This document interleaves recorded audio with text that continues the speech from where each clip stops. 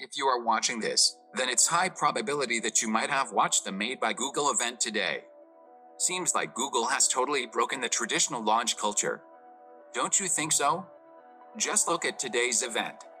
Of course, it's new direction to other companies like Apple or Huawei. Traditionally, the executives come and speak over the features and demo the product, and sometimes it's quite boring to watch the entire event. In that sense, Google has done a good job. This time the narration style and the storytelling style was different than the previous launches. It was interesting, but it was certainly inadequate. For surprise, there was no keynote by the CEO Sundar Pichai, who used to speak on how their hold on AI has been, and how they have been tackling world's most biggest problems. Instead, Eva Ross was on stage. She is the new design head of Google, and she narrated the product line they have been working upon. It felt like Google wanted to show how much importance they are placing over design. It was good. But that was soon not Google, a previously engineering company. It launched few products today, and the main highlight was Pixel phone. Pixel 4 is the most leaked phone in the history. It's more leaked than its predecessors. So we think the decision for this new kind of narration style might be the result of these super leaks across internet. Sabrina from Pixel team announced the Pixel phone without any head and tail. The announcement was just about the motion sense and camera. Nothing much at all. And that too wasn't much in detail.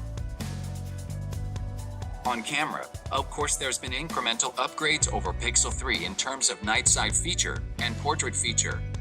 Also, it was good to see that Google added 2 sliders now to control exposure and shadows.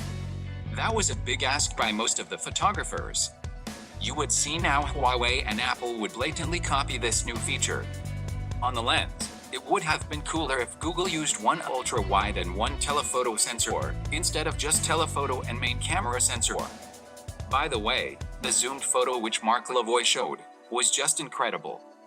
Telephoto is okay to have, but ultra-wide would be cooler, because it provides different perspective to photos.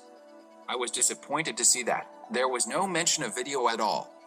Google Pixels have always fallen behind the iPhones when it comes to video recording. Seems like there's no improvements on that, or at least Google didn't want to highlight. On shooting astrophoto shots, we felt that was bit gimmicky. Come on, if I want to take astrophotography, then I will take out my professional camera and mount it over my tripod, and not phone over my tripod. It's a nice feature to have, but something that only a specific segment of users would try, and that too, just for Instagramming. That's about it. There wasn't any much of the features that were spoken of. Other than the camera, they talked about the motion sense feature, which Google has been working for quite some long. But it's incredible, they have miniaturized the size of the radar sensor and put it in a phone. But it's not much different to the one that's used by Huawei Mate 30 Pro. Like OnePlus 7, Google is on the same footsteps on display of 90 GHz. It's interesting to note that Google uses AI and machine learning to switch to lower frequency based on the usage, for saving power, unlike OnePlus, which uses manual switch. Google also showed the new audio recorder app. This was one of the most sought problems in this space.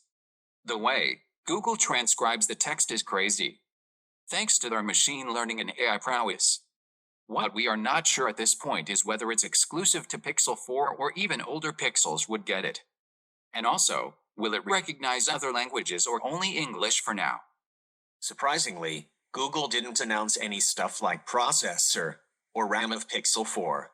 Google might have thought that people have already seen the leaks, and let's not waste time. Which might be true any case. It could also be that Google is way behind the specs race among its competitors, so it doesn't want to highlight that. Anyways, more reviews would be pouring in upcoming week, and we'll get exact idea on whether Pixel 4 would be worth the upgrade or not. Stay tuned. Please like the video and subscribe to our channel.